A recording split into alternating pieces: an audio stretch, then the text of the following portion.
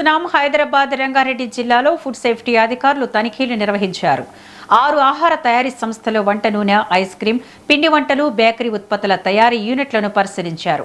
అపరిశుభ్ర పరిస్థితిలో ఆహార తయారీ, వాడిన నూనెను మళ్లీ వినియోగించడం, కృత్రిమ రంగుల వాడకాన్ని గుర్తించారు. గడువు ముగిసిన ఉత్పత్తుల విక్రయాలు కూడా బయటపడ్డాయి.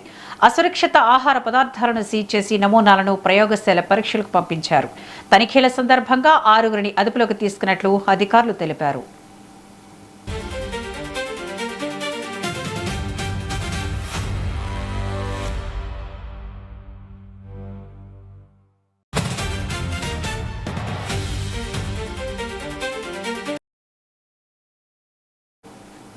హైదరాబాద్ రంగారెడ్డి జిల్లాలో ఫుడ్ సేఫ్టీ అధికారులు తనిఖీలు నిర్వహించారు.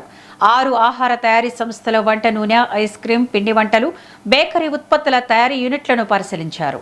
అపరిశుభ్ర పరిస్థితిలో ఆహార తయారీ, వాడిన నూనెను మళ్లీ వినియోగించడం, కృత్రిమ రంగుల వాడకాన్ని గుర్తించారు. గడువు ముగిసిన ఉత్పత్తుల విక్రయాలు కూడా బయటపడ్డాయి. అసురక్షిత ఆహార పదార్థాలను సీజ్ చేసి నమూనాలను ప్రయోగశాల పరీక్షలకు పంపించారు. తనిఖీల సందర్భంగా 6గురిని అదుపులోకి తీసుకున్నట్లు అధికారులు తెలిపారు.